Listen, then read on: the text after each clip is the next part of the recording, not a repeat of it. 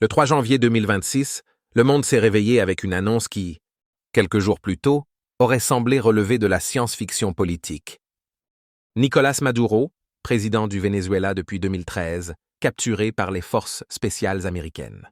Son épouse, Cilia Flores, arrêtée à ses côtés. Les deux transférés vers les États-Unis pour répondre à des accusations fédérales de narco-terror. Ce qui était autrefois un acte d'accusation dormant, déposé en 2020, est soudain devenu la base juridique d'une opération militaire clandestine, fulgurante, menée au cœur de Caracas. Mais derrière cette action spectaculaire, un choc bien plus profond se prépare.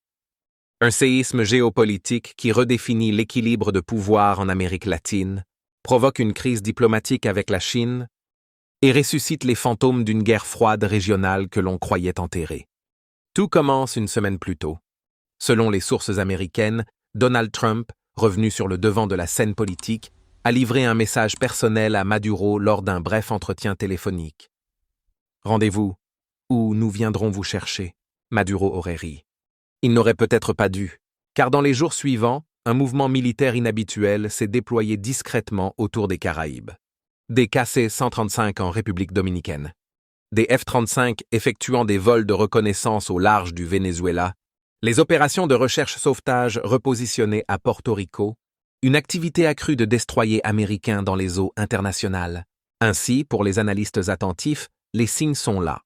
Mais personne n'imagine encore l'impensable, un raid direct sur Caracas. Ce n'est que lorsque deux quasi-collisions aériennes impliquant des avions civils sont signalées, chacune provoquée par un avion militaire américain volant transpondeur éteint, que l'alerte monte d'un niveau. Mais il est déjà trop tard.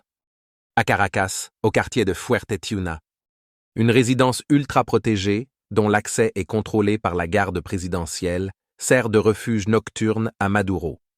À 2 heures, heure locale, plusieurs explosions synchronisées retentissent. Les habitants croient d'abord à un tremblement de terre. Puis les hélicoptères apparaissent, volant extrêmement bas. La Delta Force lance une opération éclair. Les forces spéciales brisent des portes, neutralisent des postes de sécurité, saturent les communications locales. Selon Trump, l'opération a été suivie en direct comme une émission de télévision. Maduro tente de rejoindre une salle sécurisée. Il n'y parvient pas. Quelques minutes plus tard, le président du Venezuela est sous contrôle américain. Son épouse, Cilia Flores, est arrêtée.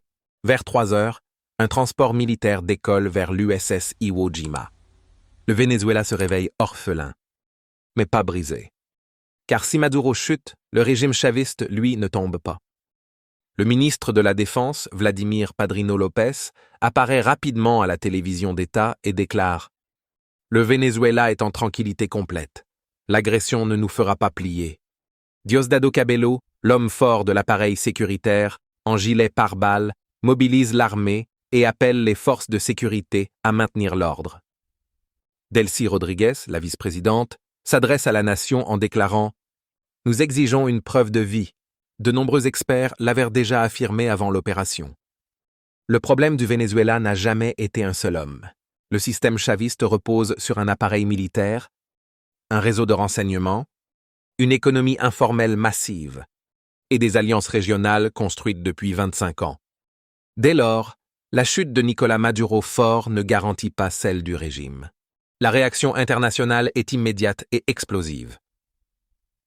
Les alliés du Venezuela condamnent l'opération. Pour la Russie, c'est un acte d'agression armée. Pour Cuba, c'est une attaque criminelle. Pour l'Iran, c'est une violation flagrante de la souveraineté vénézuélienne. Mais la déclaration la plus surprenante vient de la Chine. Usage flagrant de la force contre un État souverain.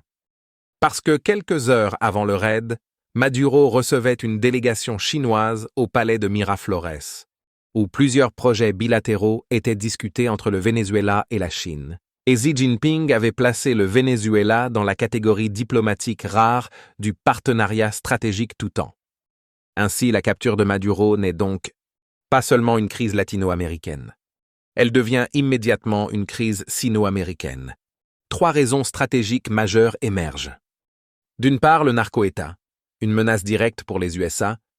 Depuis 2020, le département de la justice accusait Maduro de diriger le cartel de Los Soles, de collaborer avec les FARC colombiennes, de utiliser de poudre blanche comme une arme contre les États-Unis. Le dossier dormait.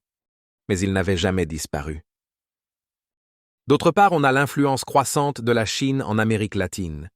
Le Venezuela représente la plus grande réserve pétrolière, un ancrage stratégique pour Pékin à l'ouest de l'Atlantique, une porte d'entrée pour les technologies, crédits et infrastructures chinoises.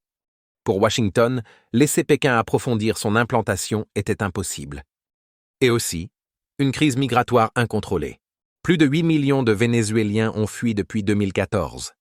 Le phénomène menace la stabilité de toute la région.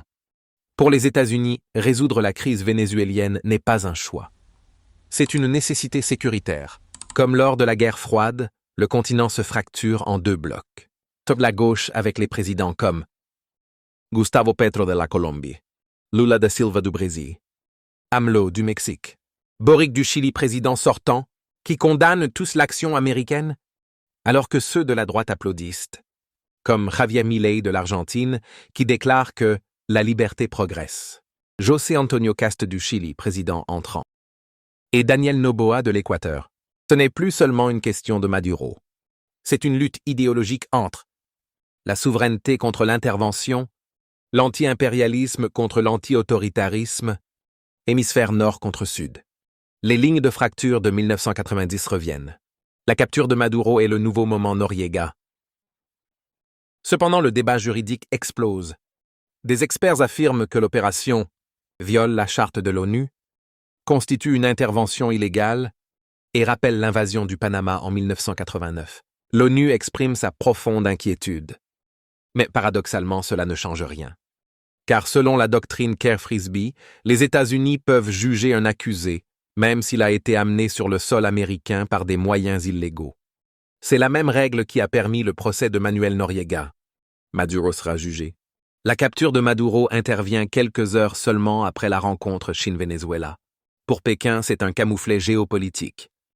Le Venezuela possède les plus grandes réserves de pétrole au monde, des gisements stratégiques de métaux, un besoin massif de capitaux chinois. Depuis 2007, la Chine a injecté 60 milliards de dollars dans l'économie vénézuélienne.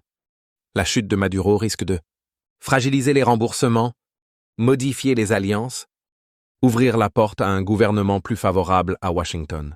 Pour les États-Unis, le message est simple. L'hémisphère occidental n'est pas négociable. Pas de Chine dans notre cour. C'est le retour explicite de la doctrine Monroe. Ainsi, deux figures émergent immédiatement. María Corina Machado, le prix Nobel de la paix 2025. Icône de l'opposition, symbole d'intégrité et de résistance. Edmundo González, reconnu par les États-Unis comme le véritable gagnant de l'élection présidentielle de 2024. Selon l'analyse du groupe d'inclusion économique, Machado et González ont la légitimité pour diriger une transition. Mais la transition est tout sauf simple.